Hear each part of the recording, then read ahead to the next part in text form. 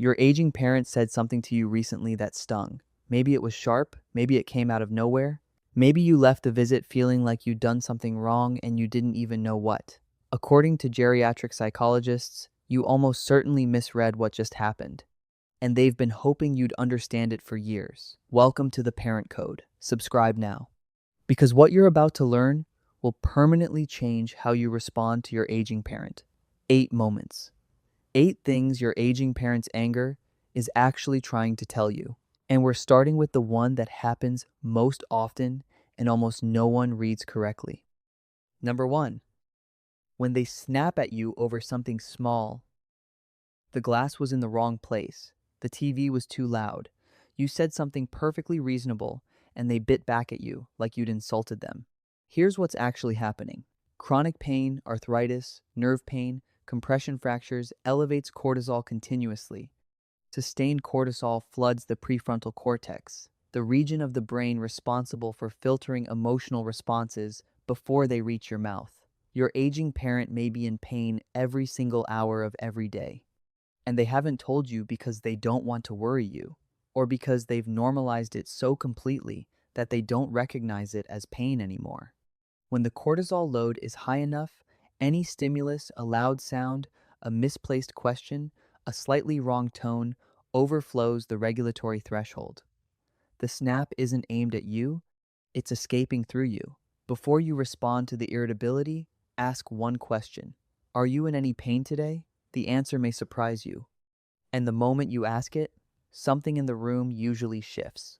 Number 2, when they refuse help and get angry that you offered to carry something, to drive them somewhere, to handle the paperwork, something that would genuinely make their life easier. They refused, and then they got angry that you asked.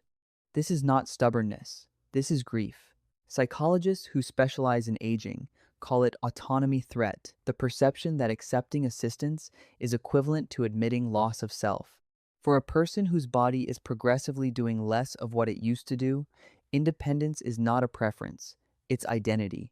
The moment you offer to take over a task they've done themselves for 40 years, their nervous system registers it as a small death. The anger is a defense mechanism against that grief. It's not directed at your offer, it's directed at what the offer represents. The reframe. Stop offering to do it for them. Ask if you can do it with them. The language matters more than you think. Let me take care of that feels like replacement. Can I help you with that preserves the agency that makes them feel like themselves. Number 3, when they repeat the same complaint over and over. You've heard it 10 times. The neighbor who parks wrong, the bill that's been handled, the thing someone said to them in 1987. The 10th time it comes up, your patience is gone. And they can feel that which makes them say it again. Here's what you're missing. Short-term memory encoding weakens significantly with age and accelerates with early cognitive decline. Each time your aging parent raises the same complaint, it is neurologically, frequently, the first time they are raising it. The emotional charge hasn't been discharged because they don't remember discharging it. The complaint isn't the point, the emotion underneath it is. The neighbor parks wrong often means, I feel unsafe and I don't know how to say that. That bill hasn't been dealt with often means, I'm scared of losing control of my finances and I need someone to hear that. Stop correcting the content. Respond to the feeling. That sounds really frustrating. I can see why that bothers you. The complaint stops repeating when the emotion underneath it gets acknowledged. Not always, but more often than you think. Number 4, when they get angry because you visit less, they say something pointed about how rarely you come, about how busy you always are, about how the grandchildren don't call, and you feel guilty, and then defensive, and then the visit ends badly. What's actually happening is this. Social isolation in older adults activates the same neural pathways as physical pain. This is not metaphor.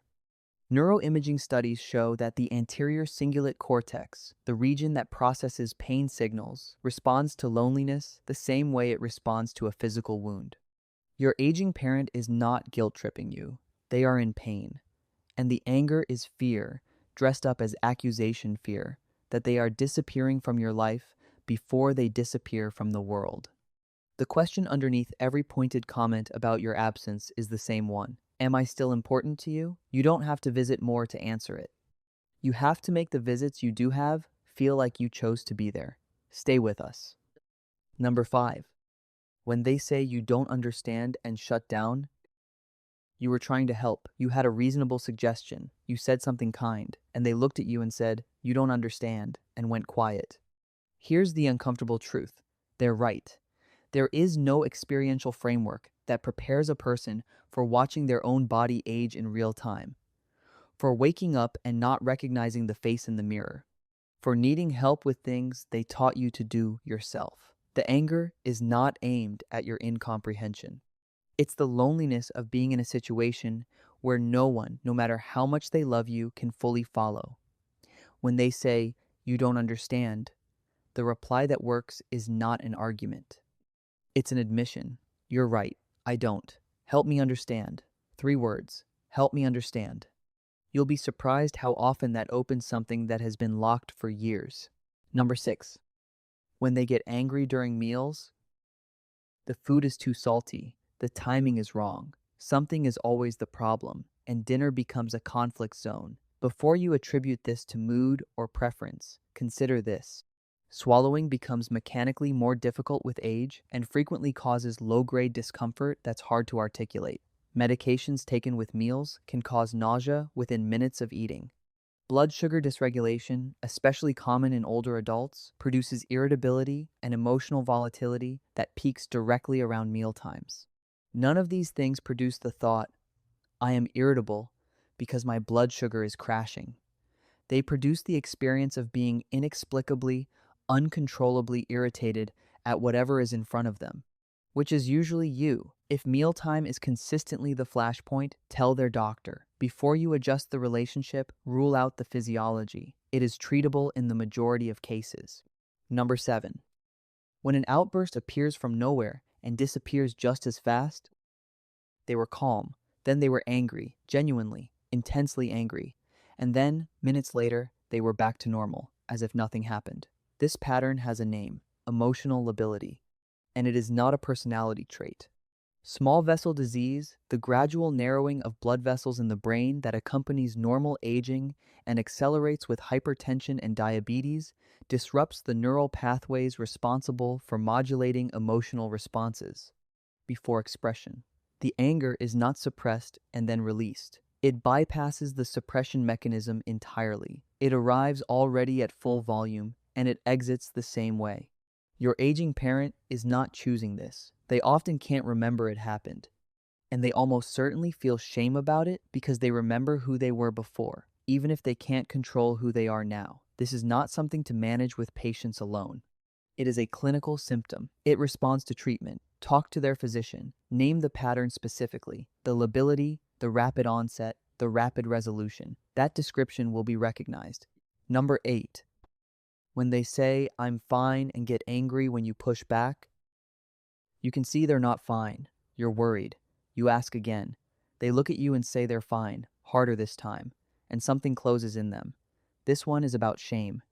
For a generation of adults who built their identities around being capable, self-sufficient, and uncomplaining, needing help is not just inconvenient. It is a violation of the self-concept they've maintained for 70 years. "I'm fine" is not a lie. It is a shield. Admitting to struggle, especially to a child they once carried, once protected, once made feel safe, activates a layer of shame that has no easy language. When you push, you're not pushing against denial. You're pushing against their last intact piece of dignity. The way in is not more pressure, it's permission. You don't have to be fine, not with me. And then silence. Let them take it or leave it. Sometimes they take it immediately. Sometimes it takes 3 visits, but they remember you said it, every single time. Every angry moment you've ever had with your aging parent has been this. Not anger at you, not personality, not stubbornness. A language built entirely out of pain, fear, grief, and a love that has no other way out. You don't have to understand it perfectly to respond to it better. You just have to know it exists. If this changed how you see them, even slightly subscribe, because this is what we do here, every week. for the people who are still trying to get it right before it's too late.